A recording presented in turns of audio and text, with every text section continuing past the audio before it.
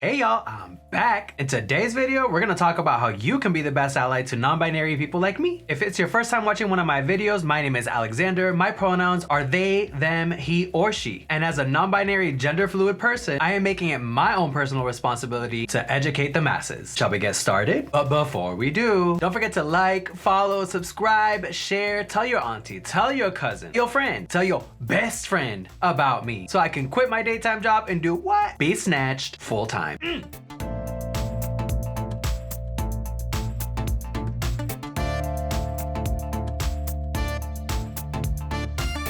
Alright y'all, I have made a few videos now about my coming out as non-binary gender fluid, about my experience so far as a non-binary person, the discoveries I've made, and one of the biggest things I get asked all the time is, Alexander, how can I be a good ally? And my answer is, I'll tell you. So first things first, let me just lay everything out for y'all so you have some context. I came out as non-binary gender fluid about a year ago now, and little did I know the outpouring of love and support that come through, but also the amount of questions including how someone can be the best ally. The first thing to know is that there is no right or wrong way to be non-binary. So educating yourselves on the different types of ways that people can identify as non-binary is one of the first most important steps. For example, I am non-binary gender fluid, as I have mentioned now 3 times in this video. Because I'm gender fluid, that means that I essentially move between genders. Some days I feel a lot more feminine than I do others, so I'll wear more feminine clothing or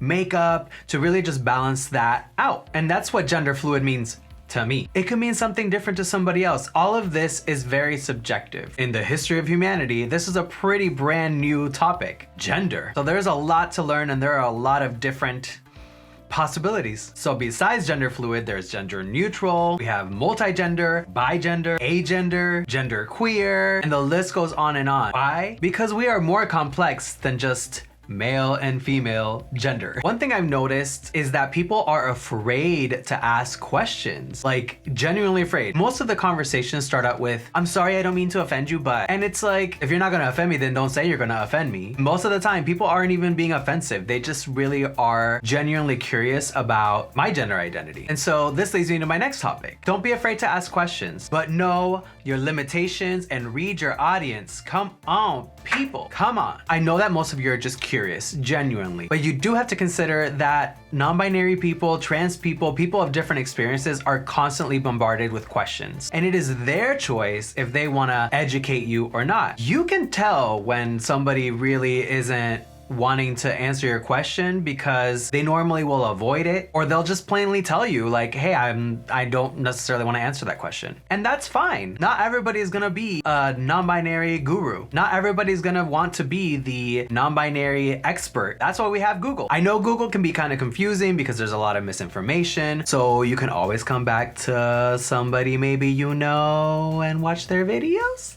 But in all seriousness, there is Google. But really the best way to get that information is to just ask people of the experience and, you know, really hear them out. Really try to understand, put yourself in their shoes. That's the best way you're gonna be able to educate yourself to become a better ally. I personally don't mind answering questions for people when they ask me, but I have had some people be rude as and they have gotten dismissed. Sorry about it. Just consider a few things when you are trying to approach somebody with curiosity. Anybody, really. Do they look like they want to be talked to? Like, are they busy? Are they doing something? Do they not seem interested in having a conversation? Number 2, are you just assuming that they identify with a different gender? Or are you sure? Because you want to make sure before you start a whole conversation about gender, that could just go wrong. That could go bad. You also want to keep in mind your question, your intent. Really think about your question. Is your question one that could cause some confusion, maybe some miscommunication? For example, don't just go up to somebody who you're assuming is non-binary and ask them something like, so like, are you a boy or a girl? I'm confused, what are you? Things like that, questions like that just really,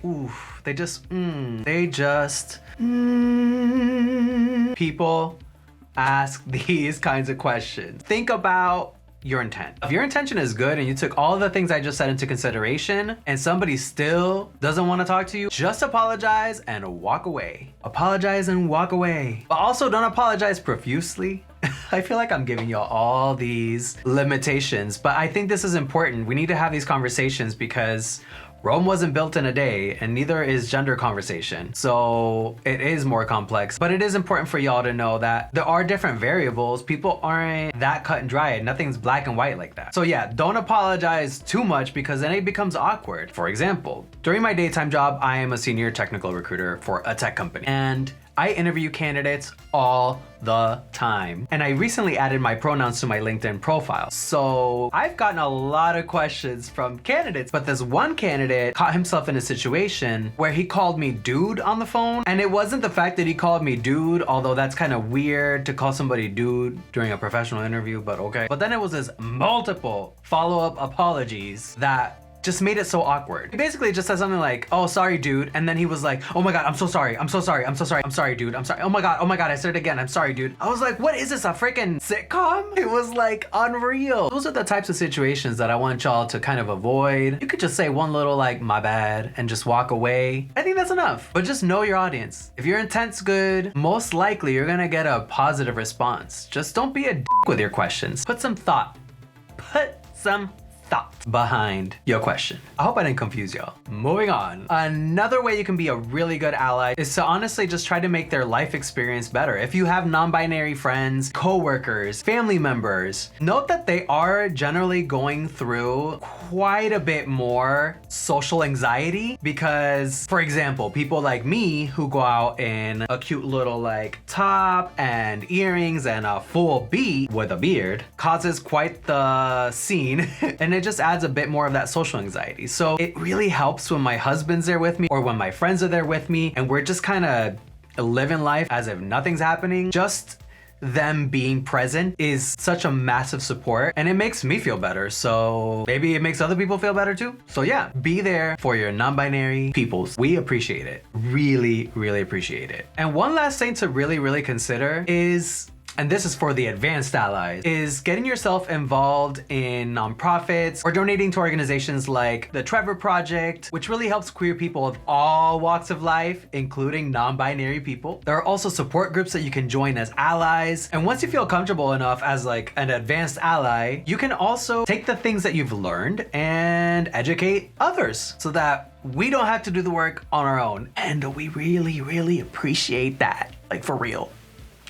But yeah, y'all, those are pretty much the highlights. It's really not that complicated. I do just want to take a moment to say thank you so much to all of my allies and all of the allies that are watching this video for even taking the time to watch this and for trying to further your education so that you can be a better ally. I can't even imagine where I would be without my friends, my husband, all of the people who have been my ally throughout this process. And I don't take it for granted because not everybody has people they can go to when things are hard. But I am also here. Leave a comment, leave a question. I will answer it to the best of my ability. As usual, I want to remind y'all that this is just my experience. These are the things I've noticed throughout my journey, and other people's journeys are different than mine. That's all I got for y'all today. Thank you so much for watching, for supporting. Can't do this without y'all. I hope to see y'all again next time. And don't forget, we're all just trying. So be nice